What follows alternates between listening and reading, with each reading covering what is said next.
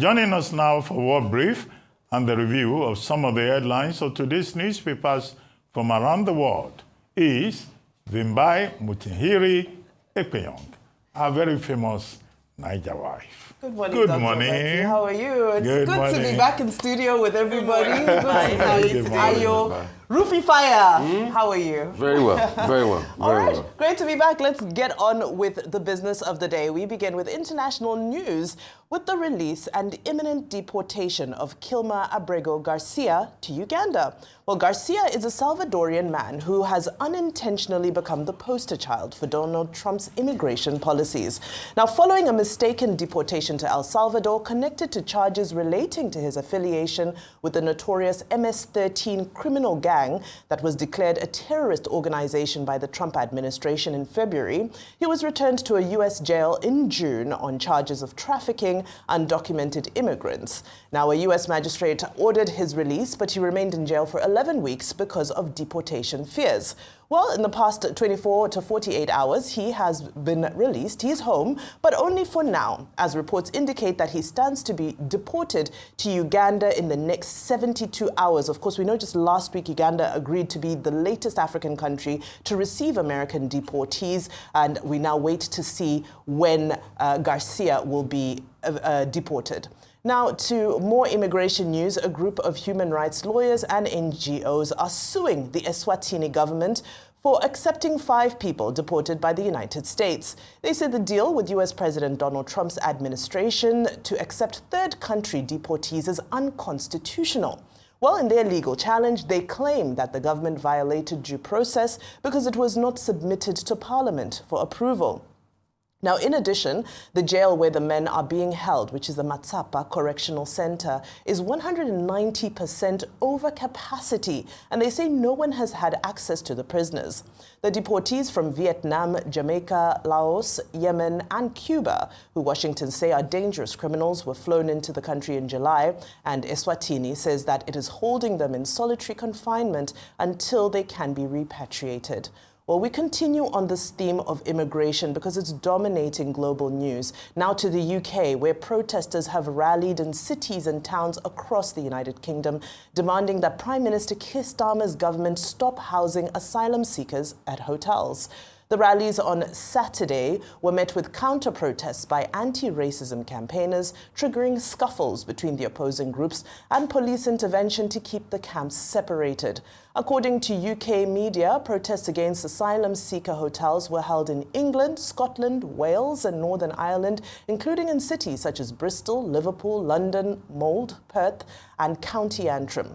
The nationwide protests came days after the country's High Court granted a temporary injunction blocking a hotel in Epping, Essex, from accommodating asylum seekers.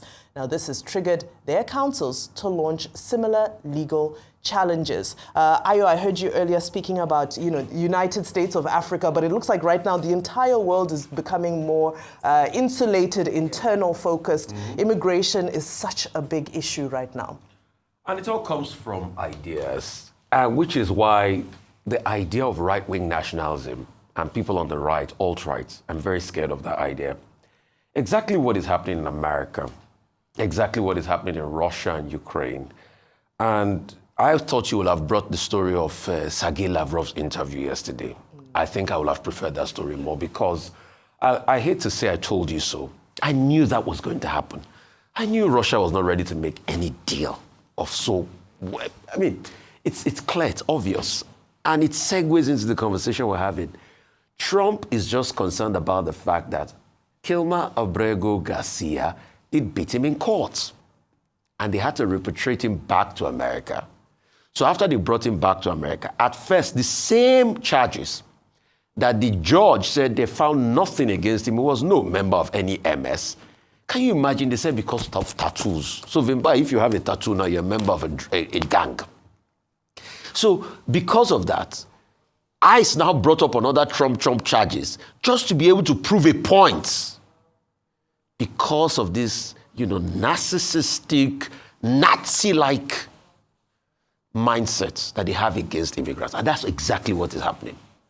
So based on this, which is still being tried in court, they are saying they will have to deport him to Uganda. Just imagine that. Because Trump failed the first time, The court ruled against him. It hurt him so much. And that's why you see, don't indulge dictators. Because we've seen this story from history. I was telling you, it goes back to an idea. When Hitler wrote Mein Kampf was being given to married couples as a marriage gift in Germany by the states. Mein Kampf was a bestseller. Where did Mein Kampf lead us to? A world war. I will never forget that. Exactly what is happening. That's why people in Eswatini are going to court. Exactly what is happening in the UK. When the likes of Nigel Farage and co started this idea, the likes of Boris Johnson for political exigencies, because he wanted to get power. When they started it and they said, oh, let's vote leave, they didn't know they were setting it all up. And you can see what is happening today. Which party led that protest, Vimbai? UKIP led those protests in Epping and other areas. They got a court judgment, don't house migrants in a hotel. No, don't do it. And UKIP led it. So people like Nigel Farage have used media platforms. They've started. He's left UKIP. He's gone to Reform to very hard rights. People like Kemi Badenoch are swinging onto that now because that's the easy one to be able to catch unsuspecting members of the population. And there's an easy argument. The economy, you see, when the economy is doing bad in every nation, the first argument is migrants. They're the ones taking our job. So it's an argument so easy. But we forget in a hurry what it will cause in the end. Exactly what happened in Germany then that led to a war. Exactly what's been happening in the world. Exactly what we're trying to tolerate in Russia and Ukraine today. Let's wake up.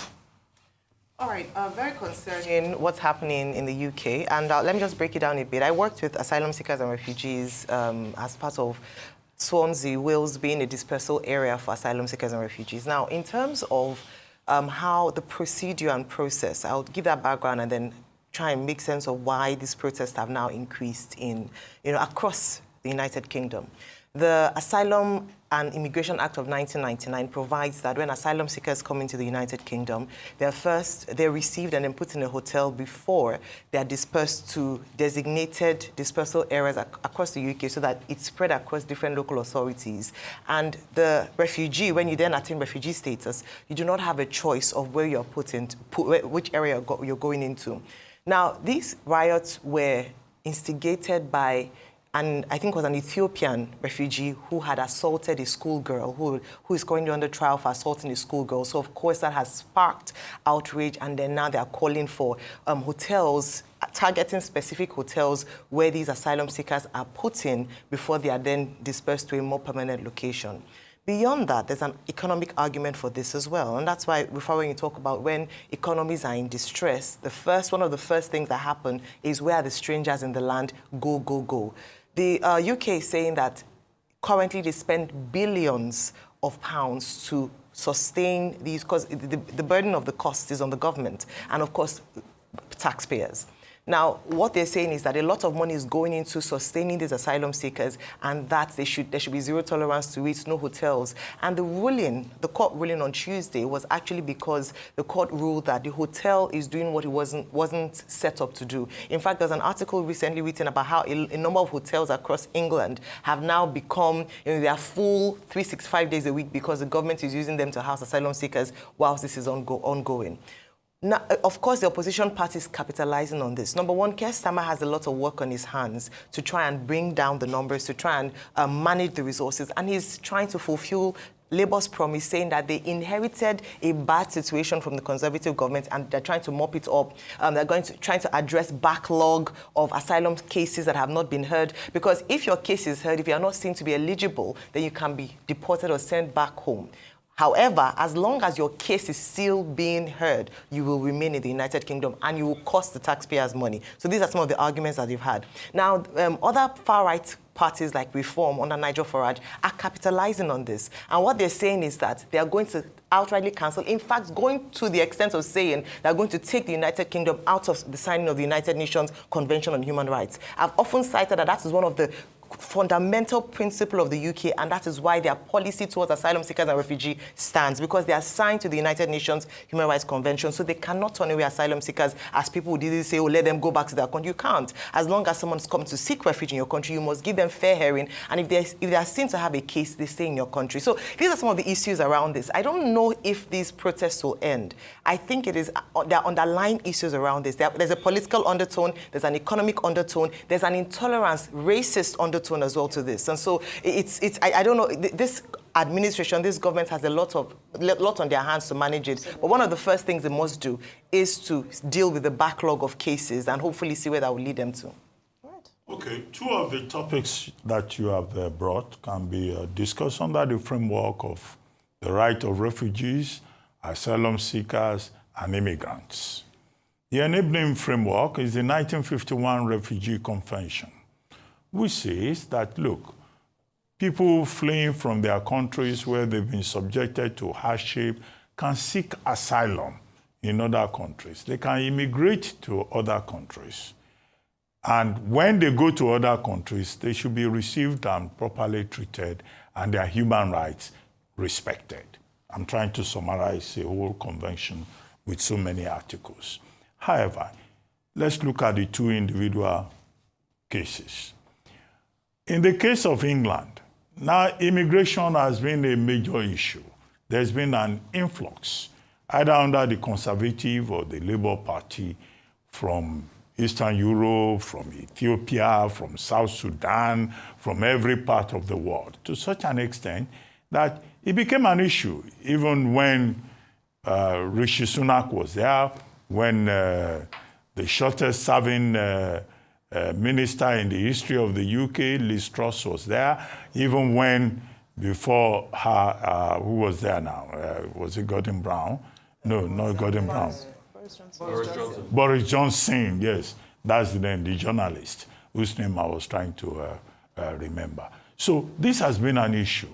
Now, in the UK, they've been dealing with it from the Conservative to the Labour Party.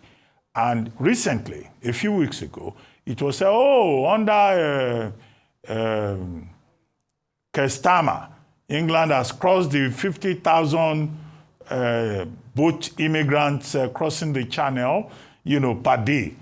But if you look at the statistics, it was worse under Boris Johnson, under Keir Starmer, under Liz Truss, if you count the number of days that they spent there.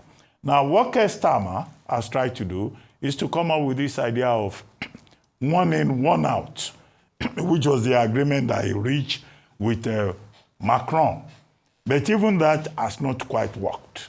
Under the Conservatives, they came up with this Rwanda plan, which also did not fly because it contravened the European Convention on Human Rights. So it couldn't go through Parliament, either the House of Commons, or the House of Lords. So the problem is still there. But what we have seen now is that the matter has now degenerated to the streets at an ideological level among the people, with those who are saying, get out, who are aligned with the United Kingdom Independence Party, UKIP, or Nigel Farage's Reform UK, and those who say they are anti-racist and anti-fascist, and who are saying refugees are welcome. And hence, over the weekend, across the whole of the UK, you had these counter-protests and the police getting involved. I do not think that the problem will go away immediately. Immigration will remain a major issue, is a major issue in UK politics. But perhaps if the Labour Party is able to find a way around this one in, one out, maybe they will find some accommodation. The Rwandan plan, that was dead even on arrival. So what we see here is politics in Parliament getting onto the streets. And it's the responsibility of the UK authorities to make sure that it does not get worse. However, in the whole of Europe and elsewhere, as we have seen in the United States, there is a wave of nationalism. There's a wave of isolationism. There's a wave of provincialism. But can they solve that problem? By being very honest and less hypocritical about ensuring peace in the world. Because all these people who are looking for accommodation elsewhere, they are doing so because of the hypocrisy of international justice. The West. Which is the subject that Julius Malema was talking about at the NBA conference in Enugu, that these people are very hypocritical, and then at the end of the day, they will come up and be pretending. Now, that's one topic. As for Garcia, Garcia was deported in March. He has become the cause celebre for, anti-deportation activists. Now, in June, he was brought back to the United States and kept in custody. A few days ago, he was released to go to his home, I think in Baltimore, Maryland, in the state of Maryland. He will appear today, this morning, in court, at a federal court in Baltimore, in the state of Maryland, and the federal court will have to take a decision whether he can be deported. His lawyers have tried their best to stall his appearance in court. But within the next 48 hours, the court will have to say he will have to be deported. However, the rub of the story has to do with the reference to Uganda. We discussed this subject last week, and the Ugandan authorities said no, they are not following in the footsteps of Eswatini and South Sudan to receive El Salvador and Nicaragua to receive third-party deportations from the United States. So at what point did that change? A foreign ministry spokesperson for the United States, some guy called Warner, whatever his name is, was saying that, Uganda will take deportees. But I have not seen any report anywhere where Uganda says we will take deportees. What the Attorney General of Uganda has said on record, Okello is his name, is that, look, Uganda will not take deportees from anywhere because, as I referenced, the Minister of Foreign Affairs of Nigeria, he said they have problems of their own.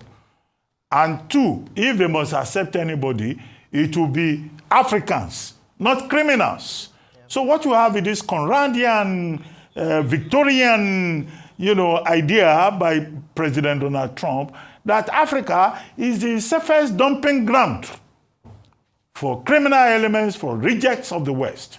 The same kind of thing that we see.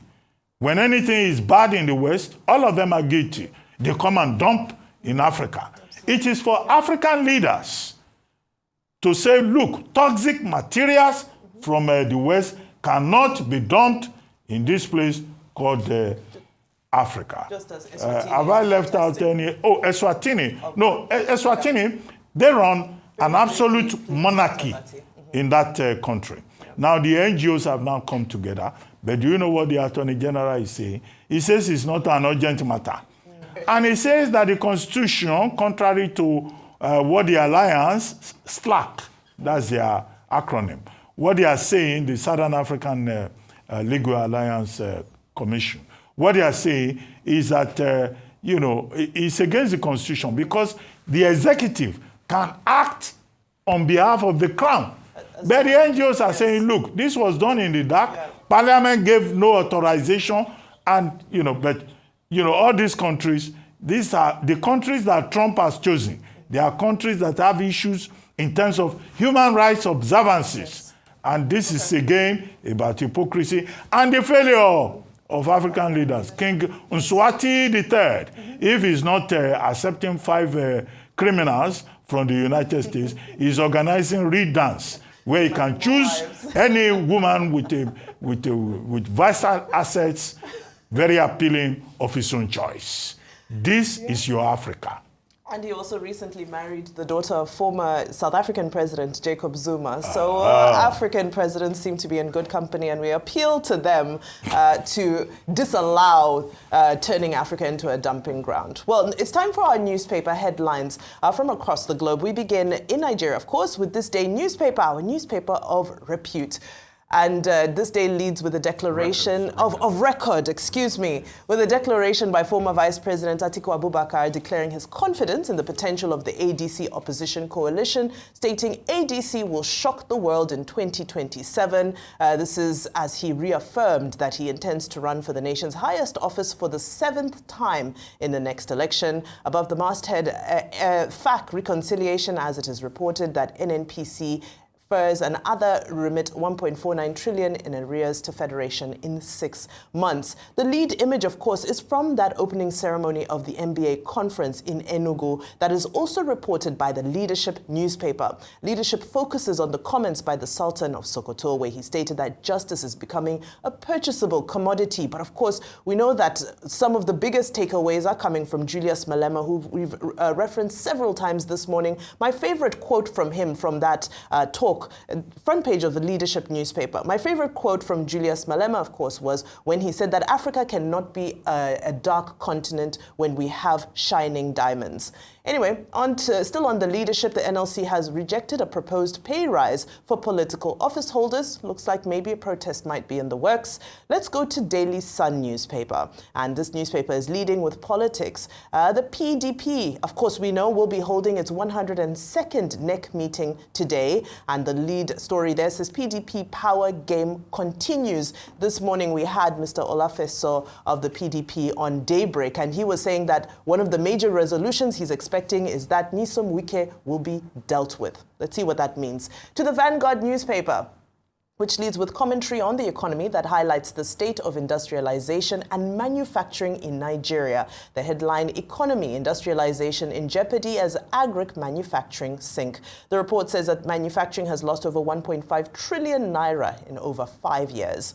And to Daily Trust, that reports that there is backlash against PDP governors following the meeting they held in Zamfara State in the midst of surging insecurity. So the ADC and the APC are tagging these governors as insensitive and lacking empathy for holding this meeting in Zamfara. Now we close with The Guardian UK, which reports an increase in online abuse over immigration. Again, immigration is still one of the biggest conversations globally right now. And the report highlights how there's been a heightened online harassment, even death threats over these immigration debates and issues that are just getting hotter and hotter. We just pray for world peace, I guess. That's it. See when those contestants at Miss World and Miss Universe were saying, oh, the one was they were onto something. World peace. Well, thank you so much, Wimbai. Great to see you.